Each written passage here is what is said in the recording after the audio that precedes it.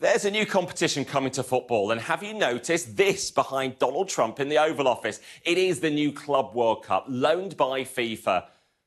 Their president, Gianni Infantino, has become one of the US president's closest non-American allies, and they've been promoting the tournament being played in the US over the coming weeks. So we can show this is a unique trophy. This is the trophy, but it's not finished because it's unlike any other trophy. There is a key. Oh, wow. There is no other sports trophy like that. Oh, that is good. Whoa. Yeah. Oh, you gotta be kidding. Yeah. Wow. Wait.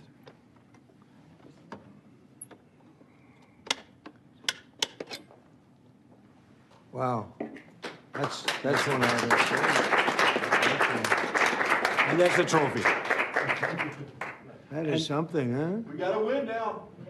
It is a unique, maybe unusual trophy, and this whole competition might be confusing because the event FIFA calls the World Cup is for men's national teams and started in 1930.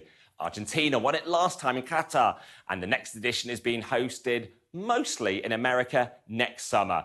So the warm-up event seems to be this World Cup for men's domestic clubs, replacing a little-regarded annual December event with just 7 teams.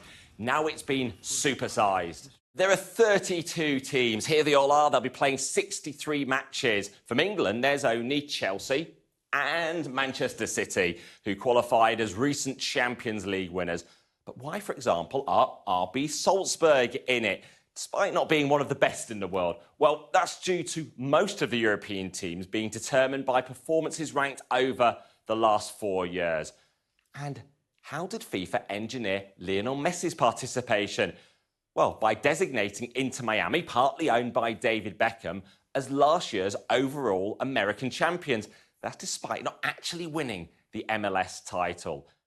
And Infantino found a way of bringing more top talent to the tournament by creating a special transfer window to allow clubs to bring in new players earlier than usual. So Real Madrid paid €10 million to sign Trent Alexander-Arnold from Liverpool a month early. But can players cope with an extra tournament? Both City and Chelsea have already played 57 matches in the season. Now there'll be up to 7 more matches being bolted onto the season for them. And their players could have had 10 international matches over the last year too. Players' unions have warned this is a tournament too many.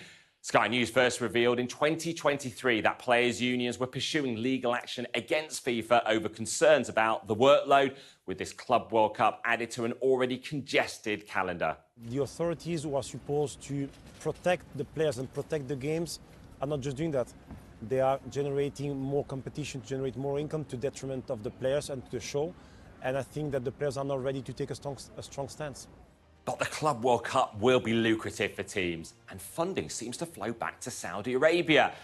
It was secured around the same time as the kingdom was picked as host of the 2034 World Cup.